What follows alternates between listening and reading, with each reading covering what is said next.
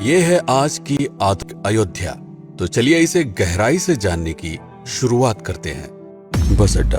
राम मंदिर से 7 किलोमीटर की दूरी पर 14 बीघा जमीन पर 219 करोड़ की लागत से लखनऊ हाईवे पर नया बस अड्डा बनकर तैयार है। Railway station. मंदिर से 1 किलोमीटर की दूरी पर 240 करोड़ रुपए में नया रेलवे स्टेशन डिजाइन किया गया है। भविष्य में अयोध्या से दिल्ली, मुंबई, चेन्नई, बेंगलोर, पुणे, कोलकाता, नागपुर, लखनऊ और जम्मू जैसे शहरों के लिए विशेष रेलगाड़ियां चलाई जाएंगी।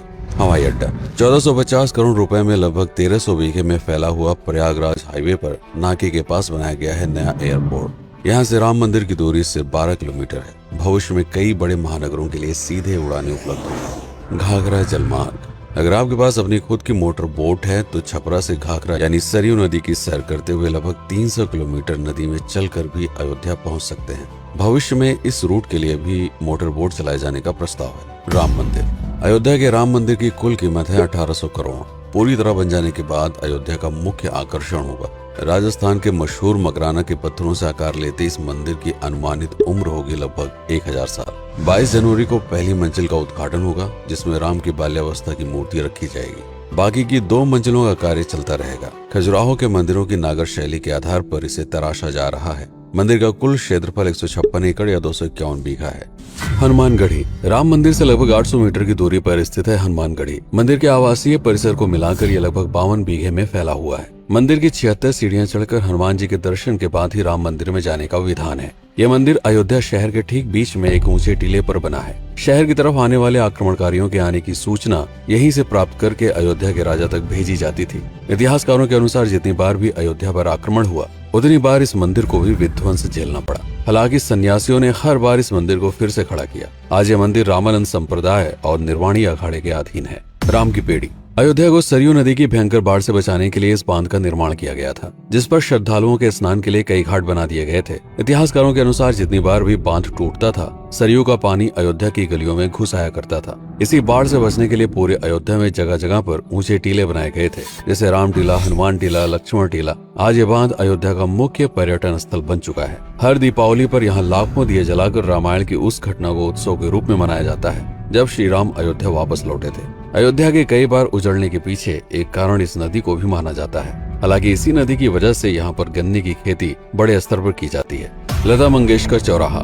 नया घाट और बस स्टैंड के पास ही अयोध्या का मुख्य चौराहा 6.7 करोड़ रुपए में बनकर तैयार हुआ है। पद्मश्री से सम्मानित राम सुथार जी ने 2 माह के कठिन परिश्रम के बाद इस 40 फीट लंबी वीणा को आकार दिया। 14 टन की इस वीणा को लता जी के स्मृति चिन्ह के रूप में यहाँ पर लगाया गया है। इसीलिए इसका नाम नया घाट चौराहे से बदलकर लता मंगेशकर चौराहा कर दिया गया है। धर्मपथ। नया घाट से कुछ पहले सड़क के दोनों तरफ 30 फीट ऊंचे 40 सूर्य स्तंभ लगाए गए हैं, जिसे धर्मपथ का नाम दिया गया है, जो श्री राम के राजकुल सूर्यवंश का प्रतीक है। दशरथ समाधि स्थल। नए बस अड्डे के बगल से एक पतली रोड कछार से आगे बढ़ते हुए लगभग 12 किलोमीटर दूर ले आती है दशरथ समाधि स्थल, जो बिलहर घाट पर मौजूद है, जिसके बारे में मान्यता है कि यहाँ पर राजा दशरथ का दाह संस्कार हुआ था। राम मंदिर के साथ ही इस जगह को भी पर्यटन स्थल के रूप में विकसित किए जाने की योजना पर कार्य चल रहा है। भरत कुंड। अयोध्या से 15 किलोमीटर दूर है नंदीग्राम। यहाँ मौजूद तालाब को भरत कुंड कहते हैं। मान्यता है कि इसी जगह से भरत ने पूरे अयोध्या का राज कार्य संचालित किया था। पर्यटकों के लिए इस स्थान को भी विकसित किया जाएगा।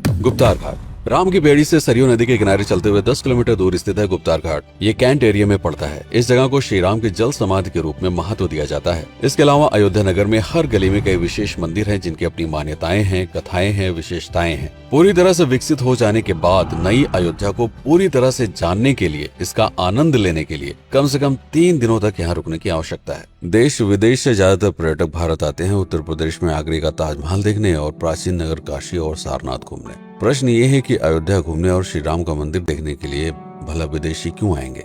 और इसका कारण है भारत में लिखी गई राम कथा की सबसे पहली और प्राचीन पुस्तक रामायण। भारत में रामायण के अलावा कंबोडिया में रीमकेर, थाईलैंड में रामकियन, जो कि वहाँ की राष्ट्रीय पुस्तक है, इंडोनेशिया में ककनिक, नेपाल में भानुभक्त रामायण जैसी पुस्तकों में वाल्मीकि की रामकथा से प्रेरणा लेकर इसे अपने अपने देश की संस्कृत के हिसाब से फिर से लिखा गया है।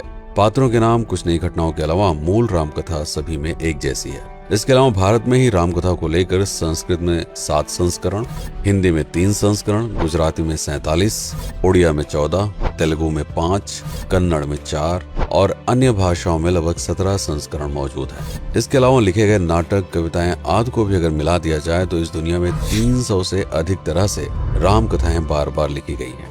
इन सभी राम कथाओं पर कई विशेषज्ञों ने समय समय पर अध्ययन किया और अपने विचार दिए। Father Camille Bulcke, Hermann Jacobi, Wendy Doniger, Edward अल खरर, Alf Hiltebeitel, Paula Richman, Aubrey Menon, Ramesh Menon, Radha Vishwanath, Shantanu Gupta, Meenakshi Jain, Lala Sitaram, Swami Gyanananda Saraswati जैसे कई लोगों ने समय समय पर रामकथा को लेकर गहन शोध किया और इसमें छिपे हुए मूल कथा के साथ ही इसके इतिहास को समझने का प्रयास भी किया। रामकथा थी कौशल प्रदेश के द्वारा किष्किंधा और लंका पर विजय प्राप्त करने की पहली बार एक अखंड भारत के निर्माण की। रामायण महत्वपूर्ण इसलिए हो जाता है क्योंकि ये अखंड भारत युद्ध से अधिक व्यक्ति के आदर्शों, सूझबूझ, मित्रता जैसे गुणों से स्थापित हुआ। रामायण एक ऐसा डॉक्यूमेंट है जो ये समझाता है कि भारत पहली बार एक कैसे हुआ। इसलिए ये गाथा न तो कभी भुलाई जा सकती है और न ही कभी मिटाई जा सकती है। और आज की अयोध्या उसे अखंड भारत का एक प्रतीक है, अपनी संपन्नता के कारण जिसने समय समय पर बाहरी आक्रमणकारियों का भी सामना किया। अयोध्या की इसी संपन्नता ने यहाँ पर मुगलों को भी आकर्षित किया। महात्मा बुद्ध भी यहाँ पर रुके, सिखों के गुरु साहब भी आए और जैन धर्म के तीर्थंकर भी। सिर्फ आए ही नहीं बल्कि उनके अनुयायी यहीं पर बसते चले गए। अयोध्या कितनी बार बसी, कितनी बार उजड़ी, इसके बारे में बहुत अधिक प्रमाण उपलब्ध नहीं है। सूर्यवंश के पतन के साथ ही अयोध्या का भी पतन होता रहा। बीच में कई सौ सालों तक अयोध्या मानो विलुप्त सी हो गई। इसका कारण क्या था, इसका कोई प्रमाण नहीं है। अयोध्या को फिर से खोजकर उसे स्थापित करने में बार बार राजा विक्रमादित्य का नाम आता है, लेकिन विक्रमादित्य एक उपाधि है जिसे कई राजाओं को दिया गया था। तो ये कहना मुश्किल है कि किस कालखंड के कौन से राजा ने ये कार्य किया। कुछ विशेषज्ञों का मत है कि यह काम उज्जैन के राजा विक्रमादित्य ने किया होगा। नंद वंश, मौर्य वंश, शुंग वंश, गुप्त वंश आदि के साम्राज्य में भी अयोध्या का वर्णन प्राप्त होता है। सबसे बड़ा विध्वंस हुआ 1527 के आसपास बाबर के कार्यकाल में, जब राम मंदिर को ध्वस्त कर बाबरी मस्जिद स्थापित की गई। सन 1722 में बंगाल के नवाब अली वर्दी खान ने व्यापार के नजरिए से राम मंदिर से कुछ किलोमीटर की दूरी पर एक नया शहर बसाने की शुरुआत की।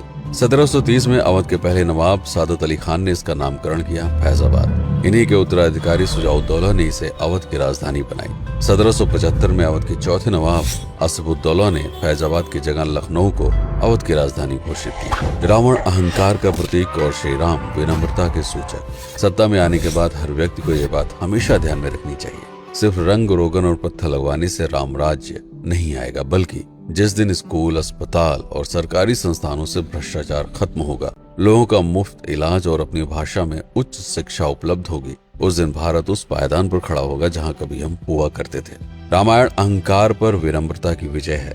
अयोध्या को अगर पर्यटन स्थल का केंद्र बनाना है तो इस आधार पर बसाना होगा, राम राज्य लाना होगा, राजनीति नहीं। यदि इस वीडियो में कोई त्रुटि हुई हो तो उसके लिए क्षमा करें। वीडियो पर समय बिताने के लिए आपका बहुत बहुत धन्यवाद। मैं हूं पीके सिंह और आप देख रहे हैं प्रतापगढ़ हब। जय श्री राम, जय अवध, जय भारत।